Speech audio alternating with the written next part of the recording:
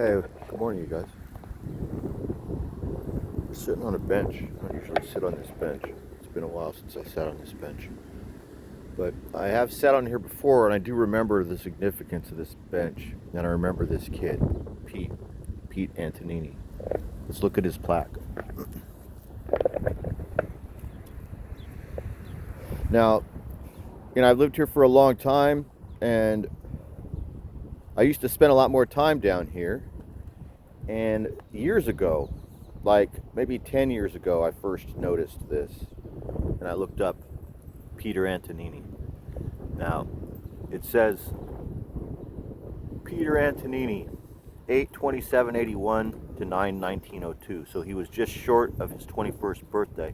Son of the city, dedicated to the SF Fire Department and all emergency personnel. So Pete was a young guy that had been accepted into, I'm pretty sure he completed the whole fire academy. He completed the fire training, and he had been accepted into SF Fire Department. He was just turning 21, and he was ready to begin as maybe he already was a firefighter. He was just a rookie.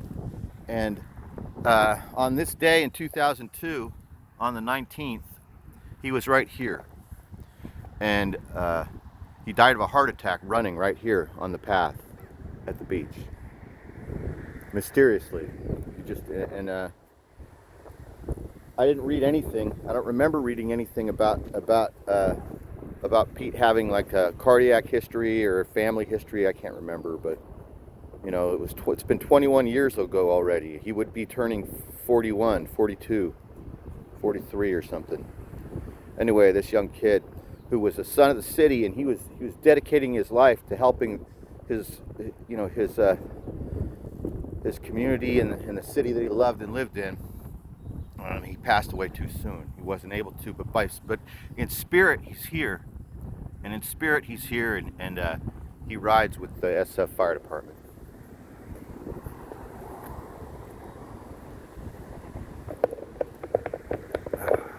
You guys are doing well. Now, I guess maybe I should have looked that up on my phone before I pushed play, but there might be more information. I might even have got something wrong because I didn't look it up, but pretty sure that was the story, that he died of a heart attack running right here. And he was in top-tip condition. He was in great shape. He had passed everything at the fire department. He had already been through like rigorous physical training. He was a lifeguard, I think. I think that he had already been serving as a lifeguard before he did the fire department, before he got hired. It's one of those mysterious things, right? Like this guy, he could just die right now. This guy in the purple, he could just drop dead. Yeah, I don't know. I never saw it in person. Been around a lot of people running before. But it does happen, I guess. Every once in a while, that sort of thing happened to Pete. And it couldn't have happened to a nicer guy. It really sucks that it happened to him. But as my friend said the other day, my friend told me, he said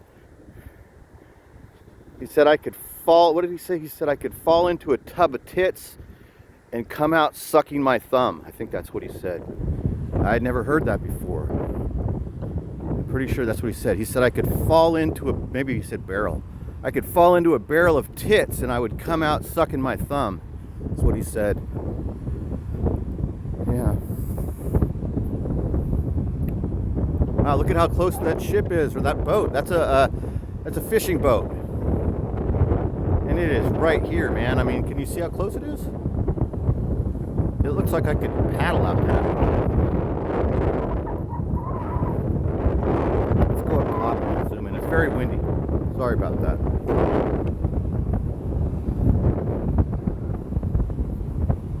Wow. It's blustery day, man. It's blustery down here.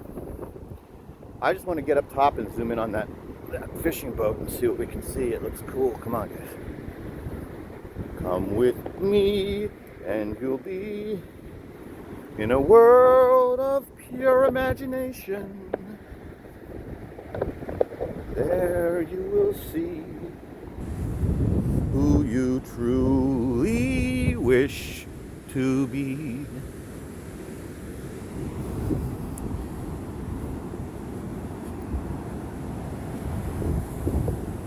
If you want to view paradise, simply look around and view it.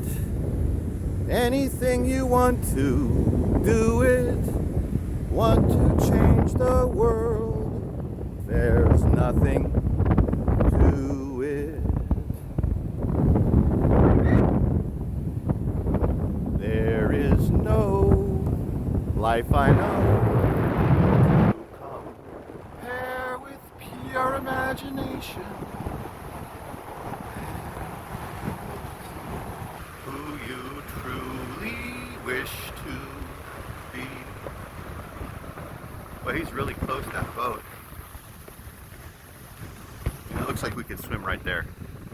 We could just paddle out to him, get a cup of coffee, hang out with the captain, just kind of chill. If you want to view paradise, simply look around and view it. Anything you want to, do it. Want to change the world, there's nothing to it.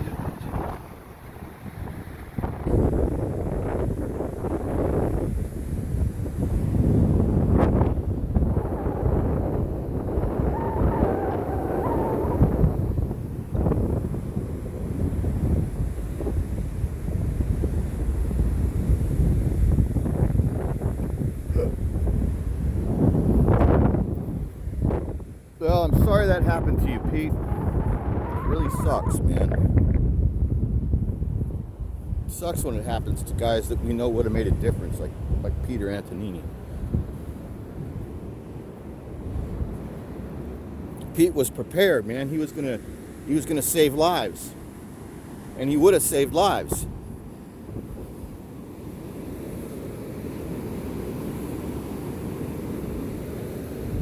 A lot of people don't think about it that way, you know what I mean?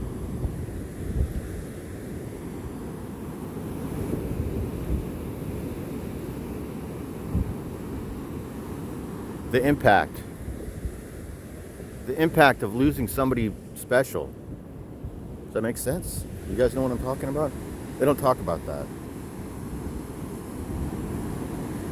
And if they do talk about it, it's always the opposite way, right? If they ever canonize someone, it's not somebody like Pete. They canonize somebody else. Somebody who doesn't look like how Pete looked. Doesn't act like how Pete acted.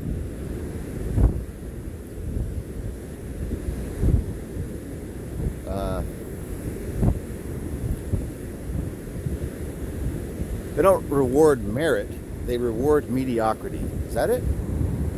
I think that's it. I think that's totally it.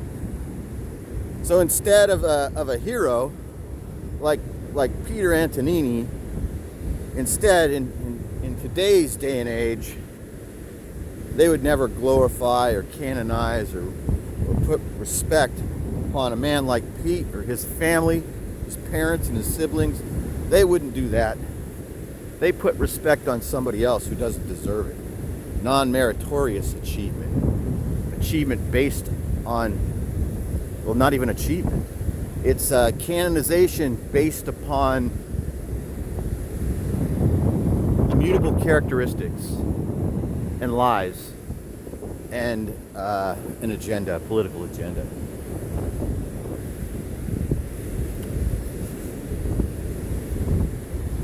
Come with me and you'll be in a world of pure imagination. There you will see what you truly wish to be.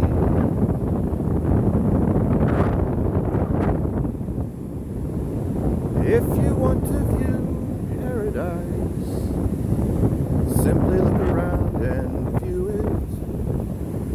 Anything you want to, do it. Want to change the world, there's nothing to it.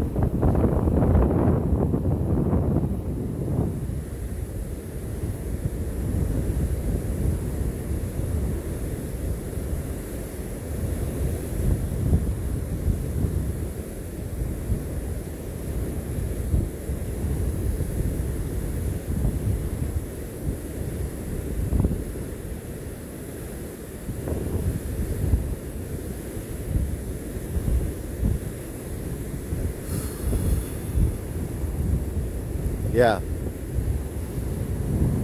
So I guess I'm hoping. I mean, I'm always hoping. We should never give up hope, right? Hope is like one of those things. Hope springs eternal. Is that a term? In the past, I gave up hope a lot.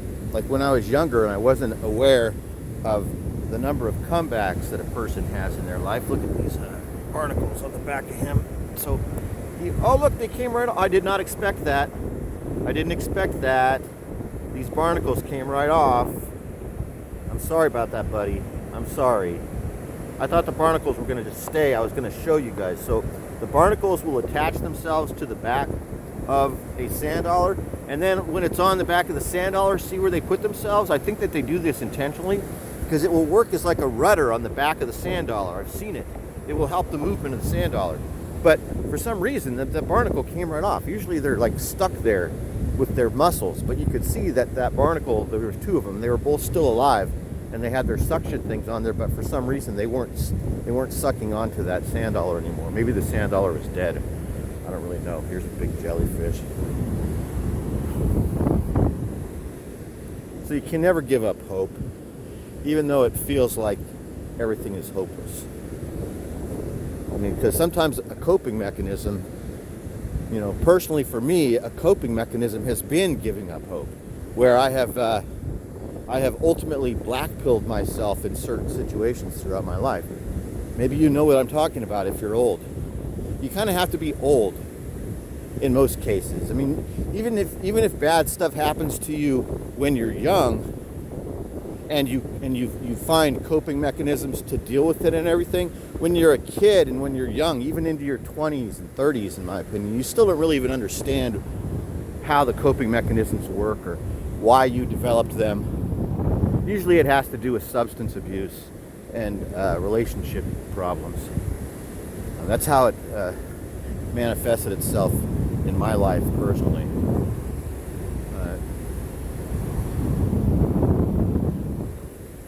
So at different times, in order to help me survive, I think I gave up hope.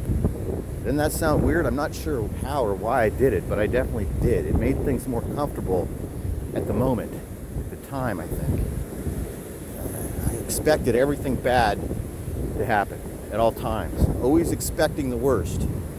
Always thinking that the worst thing is going to happen. That used to be a coping mechanism for me. Now, it's not so much that. Now, as you get older, it's not that you stop caring. It's that you give things away. Does that make sense? I just give it up. I don't get upset by it as much as I used to, I guess, and I let it go. But there's still, of course, life is just full of stuff. The worst thing could happen at any moment. At any moment, the absolute worst.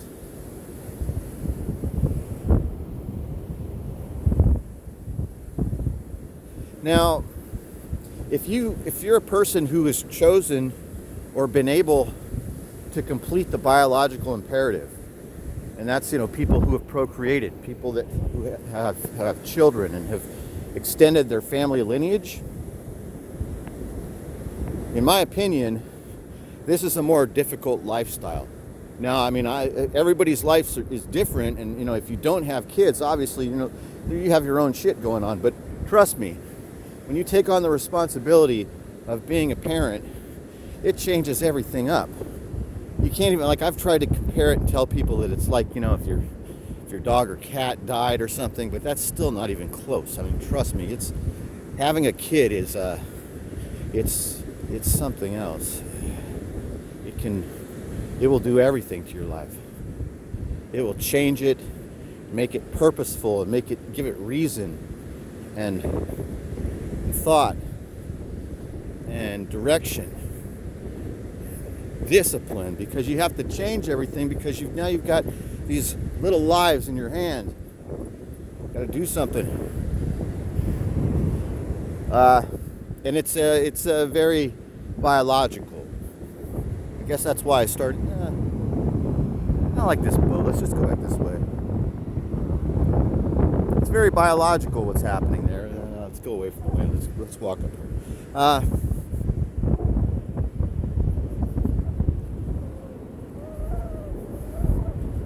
Yeah, it's just like a weird natural biological thing that happens when you have kids. That doesn't happen to everyone, obviously, because I think we definitely have a problem in this country with people that are unable to raise their children properly. That's clear. And that's not necessarily all the fault of the parents. You know, the parents are definitely in many cases doing a shitty job, but the culture and the community and the government have not helped. They have not been a help to people when it comes to raising their children properly. Matter of fact, it's the opposite. The government has done a terrible job. Very, very terrible job. Especially school teachers. Even though one of my best friends is a school teacher, you know, not all school teachers are bad, but the ones that are in charge certainly are, because they're fucking everything up. It's been that way for a long time, for decades now. I don't think the statistics have ever been so bad. Like, I think more people can't read than can read. I think that most kids are not at grade level. In certain areas, obviously. Not everywhere, but yeah, you get it. Oh, this is kind of a dangerous spot. You can't really see. Look, so you couldn't really see him.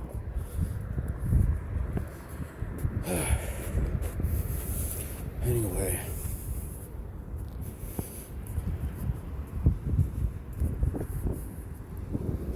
Thanks, Pete. Thank you for what you were going to do, even though he didn't get to do what he was destined, or what he was hoping. He wasn't destined, that's for sure. God had a different plan for him,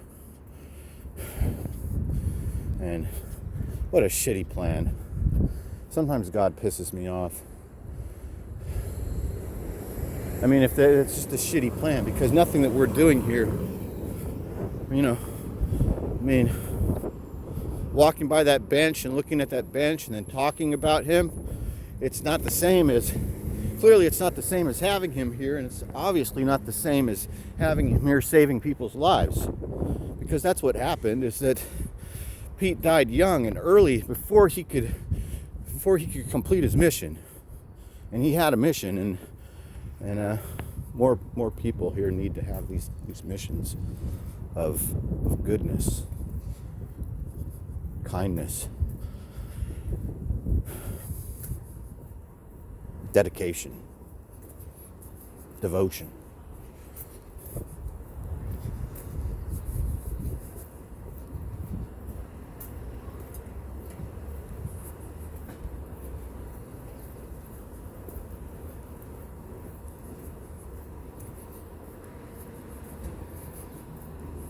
So you get it. I mean, you know what I was saying. I guess summing it all up is that Pete has a little plaque on a bench by the beach. You know, it's been there for 20 years, and luckily it's still there, and it's not, nobody messed it up. I've never seen it like spray painted, or I've never seen anybody like mess it up, or it always has looked just like that. I mean, so that's kind of good. But all he has is a bench, guys, and a plaque on it. There's other people who haven't done anything except get shot by the police, and they have fucking statues. They have entire coffee shops dedicated to their political agenda. Look, we're coming up on one right now.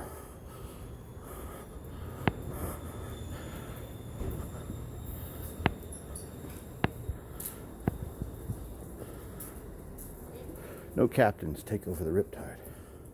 Saturday, July. I like that. It reminds me of Lancelot Link's Secret Chimp. I'm talking to my phone. I was saying this reminds me of Lancelot Link's Secret Chimp, an old thing where they had the monkeys, you know what I'm talking about? Monkeys playing the music. The Evolution Revolution. Oh, what a cute pug.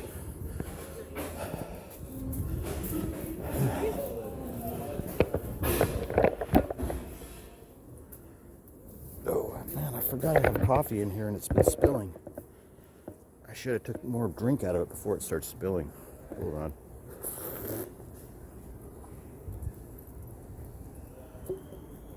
Pete. That's what we're talking about.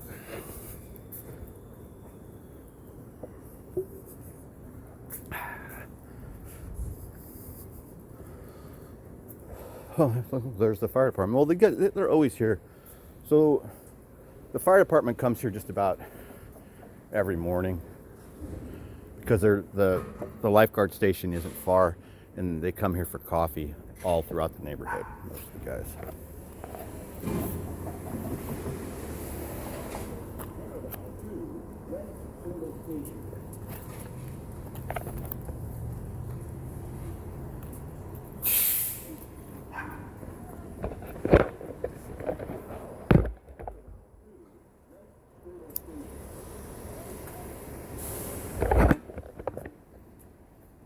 Hey, what's going on?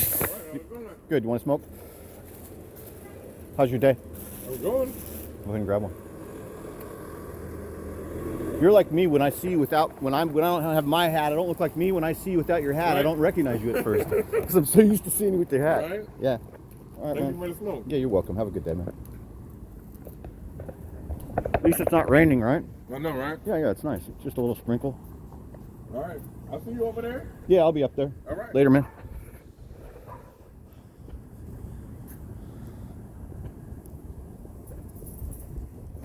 This is one of my mailmen.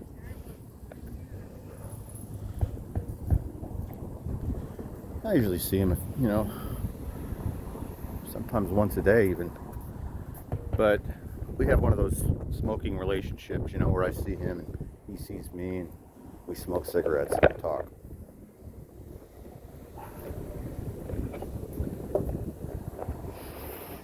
I always have extra cigarettes, especially these days when I'm trying to quit. So when I see people I know smoke and might like a cigarette, I immediately offer it. Hey, let's take a look at this map. We've never done this before.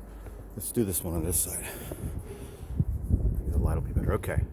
So we've never done this before, I don't think, on this channel, where I've shown you where we actually are and what this place looks like. So San Francisco is on the tip of a peninsula, the city. And it's surrounded by all these other cities that you guys have probably heard of, like Oakland or Berkeley or Alameda or Hayward or Fremont or Vallejo, all these different places. It's surrounded by them, but in order to get to those places, you either have to cross this bridge, which is the Golden Gate Bridge, or this bridge, which is the Bay Bridge. And then from the southern area, you got to come up this peninsula through to get to this to get to the city. So the whole city is just here on the tip of a peninsula. It's like an island, essentially. Now, where we're always at, we live on the west side of the city over here. This is just ocean. All the way from here out, it's just blue ocean. We're always right here. This is Golden Gate Park. This is that big castle, the Cliff House. This is the VA hospital. This is our beach. This is our beach and the zoo and the deli. This is it. This is where we're always hanging out. But the places that you guys know, that you see in the TV and in the movies and everything, what San Francisco is to you, like in the movies and TV, is all right here. This is all, like that big Transamerica building is here. Fisherman's Wharf is here. Chinatown is here. Downtown, Tenderloin, heroin addicts. This is all just drug addicts sleeping on the street, stabbing each other and vomiting and pooping on each other and on themselves. This is all that. This is everything that you see on that's bad about San Francisco is all over here. Like the exact opposite of where we're always at. This is the badness. This is all the shit. It used to be beautiful, but now it's all shitty. And then down here is where it's still beautiful and there's still some life here, but they want to screw it up too. They want to like put a big skyscraper here and make it dirty and ugly just like the rest. So that's just a kind of a quick tour of where we're always at. And the reason why the weather is strange here, you can't really tell but from this map, but this place is only like 7 by 7 miles total. It's about 7 by 7. And in this 7 by 7 miles, there's tremendous changes in elevation. I mean, you've seen streets of San Francisco with Karl Malden, right? All those hills are everywhere. Those hills are throughout the whole city. And so because of those hills, there's huge difference in the environment and the weather throughout the whole city. For the most part, the city is Mediterranean climate, and the neighborhood that we live in is a Mediterranean beach climate. So it will never freeze here and it will never get hot here. So the median temperature is about 64, 65 degrees every day of the year, just about. If it does rain, it only rains for 10, 15 minutes or a half hour, and then it blows over us because the ocean is right there and it blows over the top of us every time. That's kind of it. That's what I would call a pretty good explanation of I guess, what it is. And it's changed over the years, obviously. This used to be a beautiful and clean and lovely place for families to come and visit and for you to come and see a ball game or a concert, but it hasn't been that way for a number of years. You get what you vote for. You know, I'm sure you all have heard that before, and I've been saying it for years here. So you do get what you vote for, and these people have voted for something for half a century, or even closer. It's closer to 60 years now. Pretty sure that the last time San Francisco had a non-Democrat mayor was around 1965. Now, in that time, since 1965 to 2023, the city has taken just a steady downward slide the entire time. It's gotten worse in different increments. Sometimes it'll get worse drastically, and then it will just kind of stay and go slowly, and then it will get worse again drastically, but it's never gotten better since I've been here.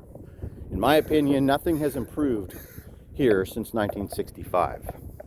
And I have to, when you think about that, you've got to come to the realization that they don't want it to get better. That there's a reason why they're going to keep voting the way they're voting. It's really strange. What is it? It's hard to describe what it is, but it's definitely socially engineered. Not by these people. These people are unwitting people. They're just doing what they think they need to do to get along here and to further their family lineage. Most of the people in this neighborhood are Chinese or of other Asian descent, and they are, for the most part, almost all of them are fulfilling that biological imperative that I talked about earlier. They have children. They have multiple and grandchildren and great-grandchildren. They have multiple generations living in each household, and they have a strong culture. You know, you hear me talking about this stuff before. You know. I think that the people in my neighborhood have done a good job to survive here in the past 50 years in the midst of everything that I've been describing to you, because they've been trying to get along and they've been doing a pretty good job. But these are not,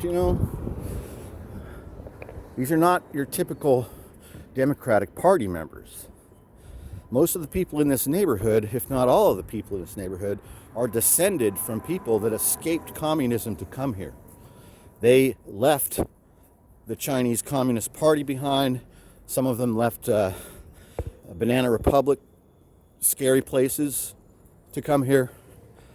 And then now, for the last 20 years maybe, 25 years, they've really seen it degenerate and turn into a place that they similar to the places that they left. They left those places to come here so that they could raise their children free with liberty. And then now they get here and the crazy people are voting to take away their liberty and let their do all this terrible stuff to their kids. It's pretty bad, man. Anyway, Neil Gaiman, what do we got? Erosive gastritis. That sounds very uncomfortable. Mammals, a novel by Pierre Moreau. The Life of Saint Teresa of Avila. Neil Gaiman and Terry Pratchett. Good Omens. The Apocalypse Has Never Been Funnier. This is just a bunch of leftist books, right?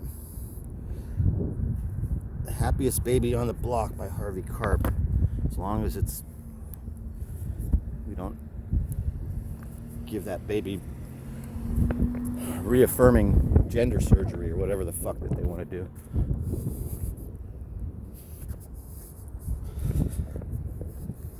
In the city. Oh. I've already done that song before. Just I don't want to fucking get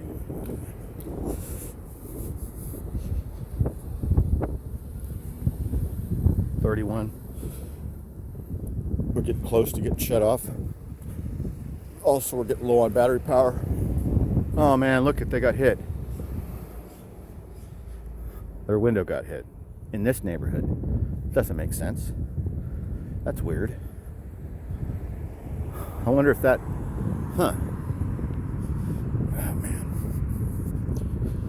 So San Francisco currently has the highest per capita incident of property crime. It's just a bizarre, it's such a strange statistic, and every single time you look at this statistic, it goes back to the roots of why the statistic is the way it is. The reason people break windows on cars and steal things from the inside, or just break windows on cars just because, which happens here all day, every day.